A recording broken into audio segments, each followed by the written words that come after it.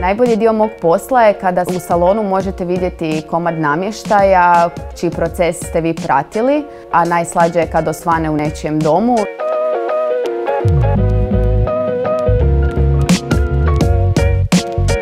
Svoj posao bi opisala kao izazovan i dinamičan i jako kreativan.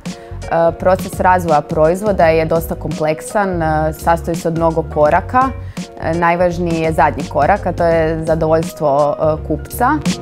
Proces razvoja proizvoda započinjem istraživanjem tržišta gdje želim dobiti uvid u to koji sve proizvodi postoje na tržištu i kakav je njihov izgled kako bi mogla ponuditi nešto novo i autentično.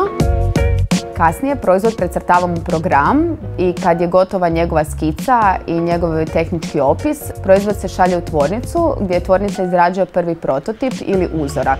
Nakon što je uzorak izrađen, odlazim ga pregledati, vidimo što proizvodu nedostaje, što bi trebalo poboljšati i kasnije ponovo u suradnji sa tvornicom realiziramo novi proizvod koji je bolji i ima bolje karakteristike od one prve ideje ili prototipa.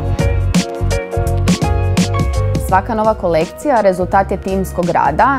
Neka ideja ili proizvod započne kao individualni projekt, ali kasnije se priključe svi članovi tima i to je ono najljepše što svako doprinese barem malo o nekom proizvodu u nekom svom segmentu u kojem je najbolji.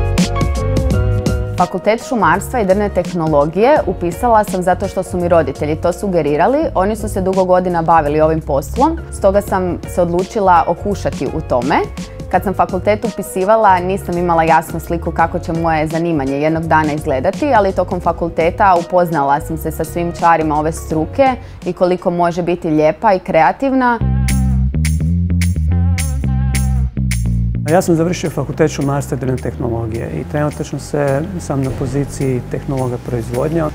Naš osnovni zadatak uvijek je otklanjanje problema i potencijalnih zastoja u proizvodnji. Znači, kad god postoji neki problem u proizvodnji koji je tehnološke naravi ili naravi struke drva, to je na drvnom tehnologu da ga otkloni i da ga riješi. Drugi važan zadatak nam je donositi neka unapređenja i poboljšanja proizvodnje i proizvodnih procesa.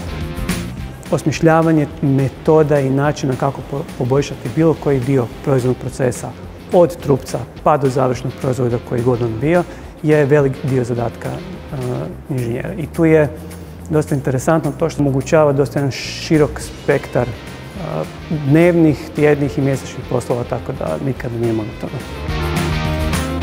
Meni najbolji dio je kada na nekoj tehnologiji uspijemo napraviti neki napredak za kojeg nismo bili sigurni da je moguć. Sad ako govorimo o proizvodu koji se industrijski proizvodi na manje više sličan ili jednak način zadnjih 40-50 godina u bogatoj praksi drvne industrije u Hrvatskoj, donijeti jedan mali korak naprijed u svojoj proizvodnji je velik uspjeh. Fakultet šumarstva i drvne tehnologije mi je znatno pomogao u stjecanju znanja pa i iskustava za posao kojim se danas bavim. Dobra strana tog fakulteta je što kojim omogućava mladim studentima da upoznaju samu realnu proizvodnju. Omogućava da se dobije i osjećaj za to šta stvarna industrija jeste, da ne ostaje sve samo na teoriji. Ta širina poslova koju možete raditi sa završenim fakultetom šumarstva i drvne tehnologije vam omogućava da se razvijete u smjeru koji je vama najinteresantniji. Tako da u svakom slučaju treba uzeti sve što fakultet pruža.